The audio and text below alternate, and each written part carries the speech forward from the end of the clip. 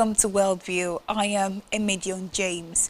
Today we begin with Donald Trump's state visit to Britain, a full recap of everything that transpired from royal pageantry to political flashpoints. We'll also take a look at American sixth veto of United Nations over the Gaza war. And finally, we'll take a look at the Taliban's sweeping ban on books written by Afghans in universities.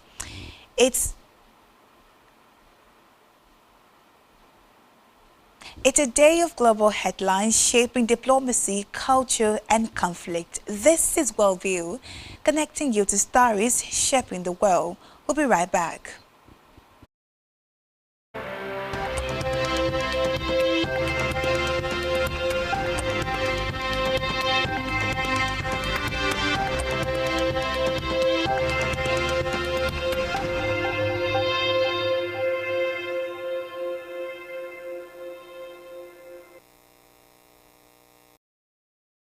Thanks for joining us. From royal pageantry to sharp political debate, Donald Trump's second state visit to Britain was a mix of spectacle and substance. Today we bring you a full recap of everything that happened. The first day of the state visit, the visit had two main days, one focused on ceremony and royal pageantry, and the other on politics, trade and diplomacy. On Tuesday evening, the Trumps landed in UK at Stansted Airport, where they were met by US Ambassador Warren Stephens and Foreign Secretary Yvette Cooper. The Viscounthood Lord-in-Waiting welcomed them on behalf of the King. The couple spent the night at the US Ambassador's residence, Winfield House in central London. On Wednesday, Trump and the First Lady flew to Windsor by helicopter, where they were greeted by the Prince and Princesses of Wales. They were then formally welcomed by the King and Queen before joining them in a carriage procession through the Windsor estate. A royal salute was fired in Windsor and at the Tower of London, and the King invited Trump to inspect the Guard of Honor. After a private lunch with members of the royal family, the president visited St. George Chapel in Windsor and led a wreath on the tomb of Queen Elizabeth II. The president and the royal party watched a flight pass by the Red Arrows, although the aerial display was scaled back because of poor weather, so it was not able to feature the UK and US F-35 military jets as planned. On Wednesday evening, a traditional state banquet was held at the castle, attended by 160 guests, including media mogul Rupert Murdoch and Apple boss Tim Cook. Trump spoke warmly about the UK-US relationship, saying the word special does not begin to do it justice. The King also praised the US president for his personal commitment to finding solutions to the world conflict. Let's move now to the second day, that is on Thursday, where Donald Trump then traveled to the Prime Minister's country house, Chequers, in Buckinghamshire. He was greeted by Sir Keir Starmer and his wife, Lady Starmer, and a guard of honor. The President and Prime Minister viewed the U.S. Winston Churchill archives before holding a private meeting. Speaking ahead of a reception with business leaders and Chancellor Rachel Reeves, Trump praised the U.S. and UK special relationship. He also described his second state visit as an exquisite honor. The two leaders confirmed that they have signed a new technology partnership, which Starmer said would see balloons flowing both ways of the Atlantic. Earlier, the UK government said it had secured £150 billion worth of US investment, which it hopes will create 7,600 jobs. The vast majority, that is £90 billion, will come from the US private equity firm Blackstone over the next decades, with £22 billion coming from Microsoft and £5 billion from Google. Trump and Starmer held a joint press conference where they were asked series of questions bordering on Gaza, the war in Ukraine, energy policy, migration, border security, investment deals. Meanwhile, Melania Trump initially remained at Windsor Castle, where she toured the Royal Library and saw Queen Mary's Doll's House, a famous miniature palace built in 1920s. She then met Chief Scott Dwayne Fields with Catherine, who is joint president of the Scouts Association.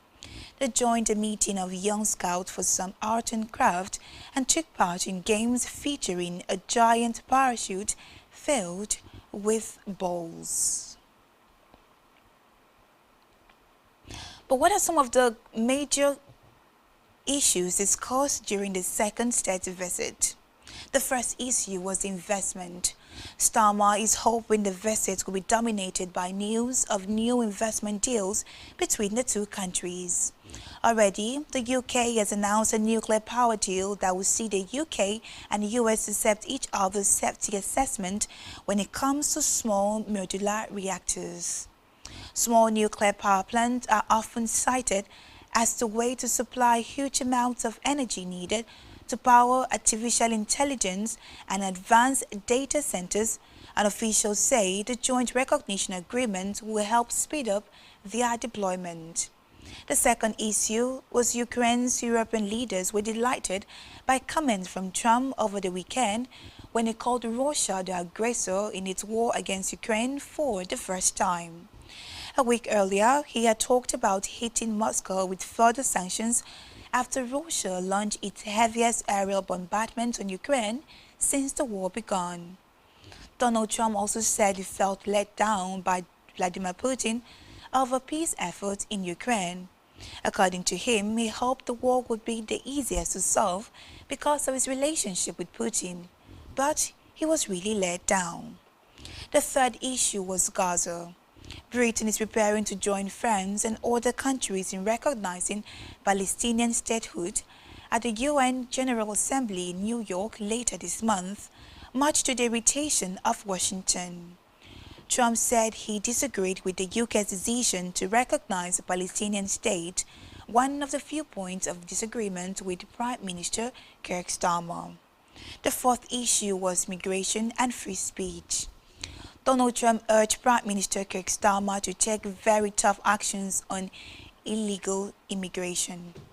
Meanwhile, the United States seeks to regain control of Bahrain Air Base in Afghanistan, but an Afghan official dismissed the need for any U.S. presence. Finally, Donald Trump departed the UK on Thursday evening, 18 September, walking with the First Lady to Air Force One. The President palmed his fist in the direction of reporters and the First Lady waved before saying goodbye to UK officials and boarding the plane. The President did not speak to reporters before boarding. Meanwhile, accompanying Trump were U.S. Secretary of State Marco Rubio, Treasury Secretary Scott Bessent, Special Envoy Steve Witkoff, Chief of Staff Susie Wiles, and other senior White House staff. Trump arrived in the UK on his customized high-spec Boeing 747-200B aeroplane known as Air Force One. The president's security has been tightened in recent days following the fatal shooting of conservative activist Charlie Clark at a university in Utah. In the meantime, thousands of people gathered near the BBC headquarters in London on Wednesday afternoon before marching towards Whitehall.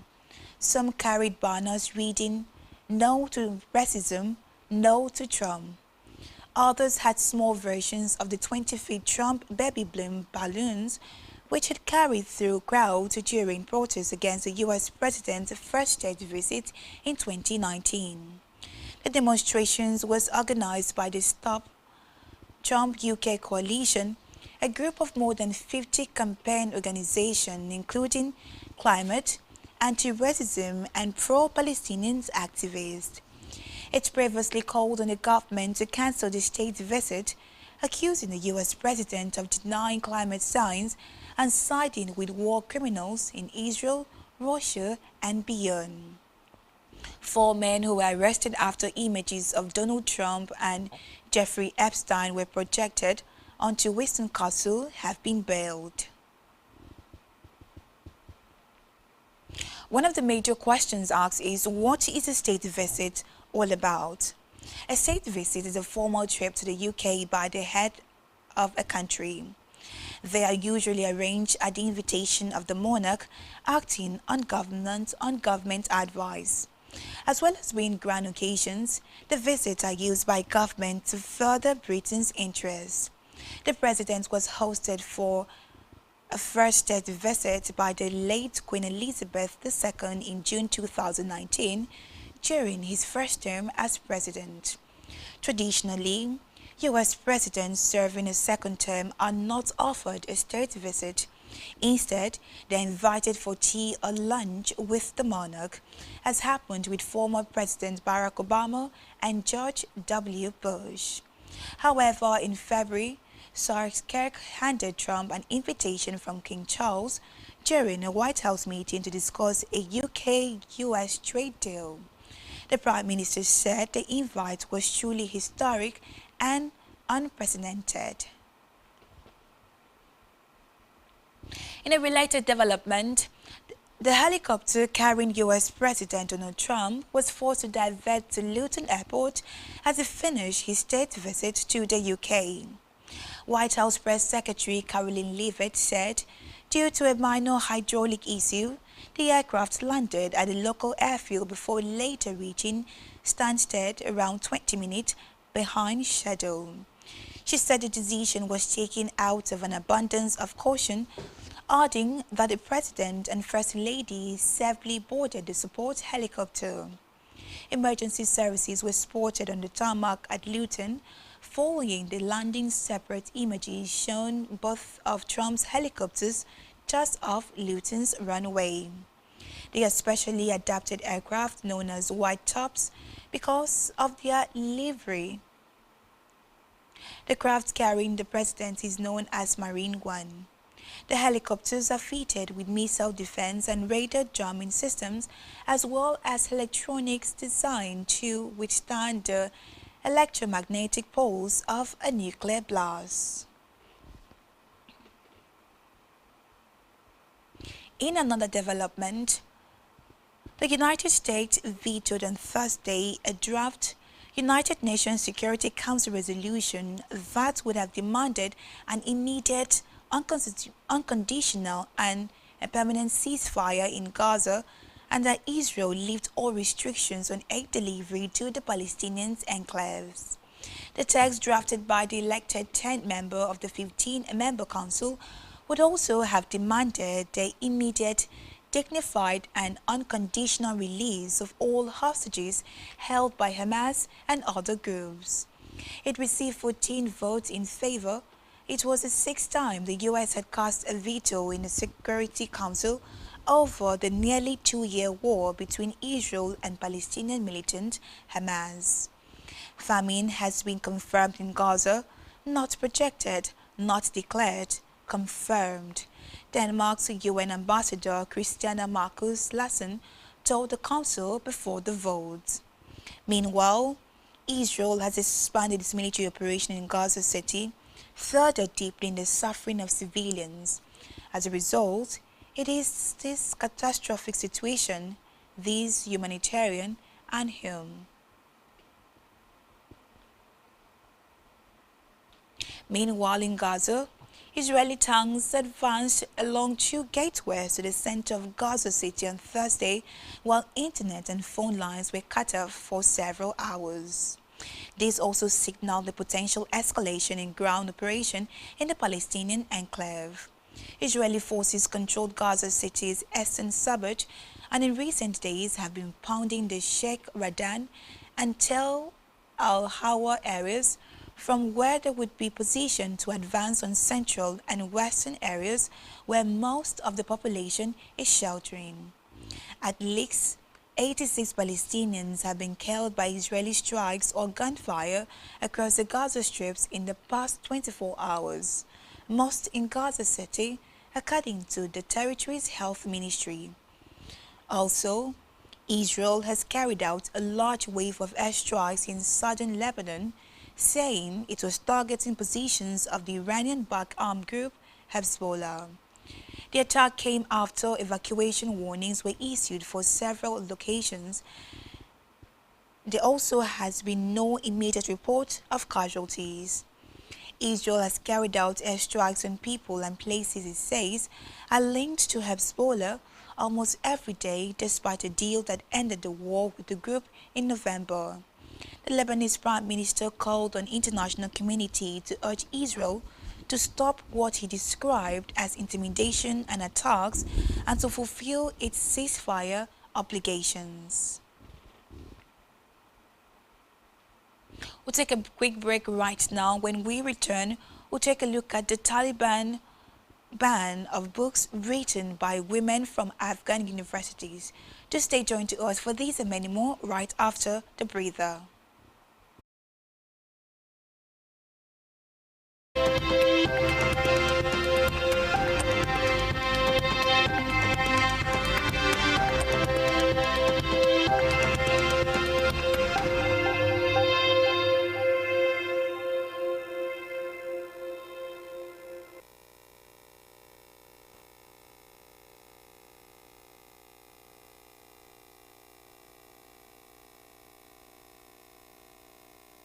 Many thanks for staying tuned. We move now to Afghanistan, where the Taliban government has removed books written by women from the university teaching system in Afghanistan as part of a new ban which has also outlawed the teaching of human rights and sexual harassment. Some 140 books by women, including titles like Safety in Chemical Laboratory, were among 680 books found to be of concern due to the anti-Sharia and Taliban policies. The universities were further told they were no longer allowed to teach 18 subjects, with a Taliban official saying they were in conflict with the principles of Sharia and the system policies. The decree is the latest in a series of restrictions which the Taliban have brought in since returning to power 4 years ago.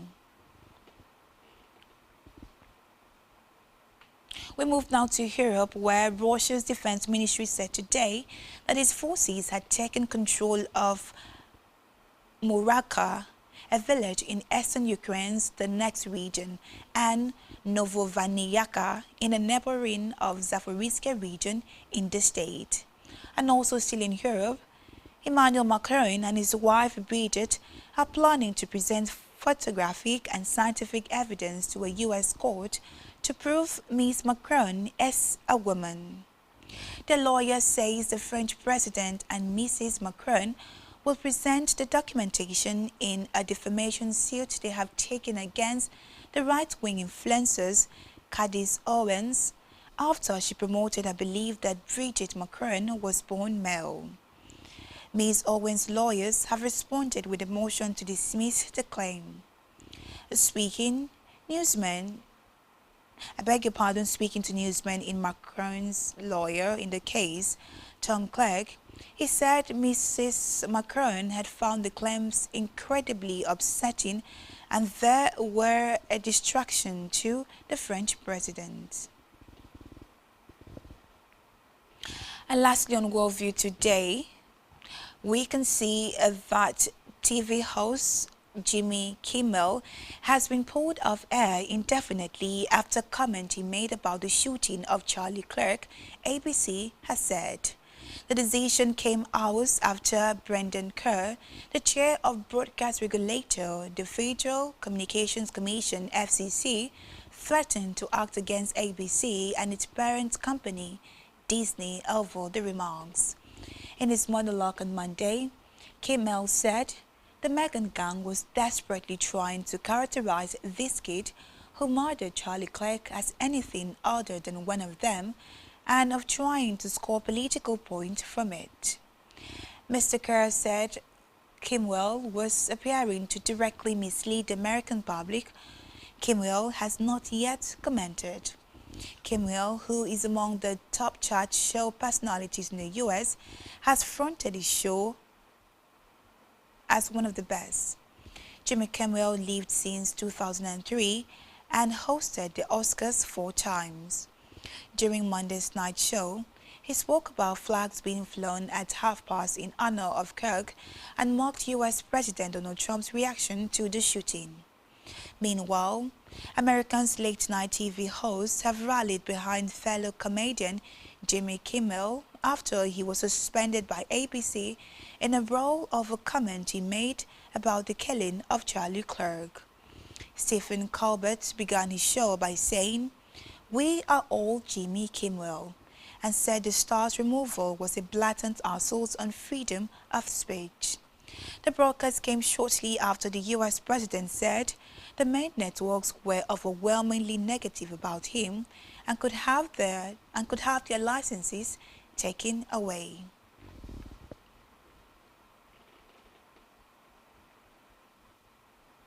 And that's where we leave it today. From Trump's state visit to Britain and Americans' veto at the UN, to France's First Lady silencing rumors and ABC taking Jimmy Kimmel off air. The world is never short of headlines. Thank you for watching Worldview, bringing clarity to a complex world. I am Emedion James. Good afternoon.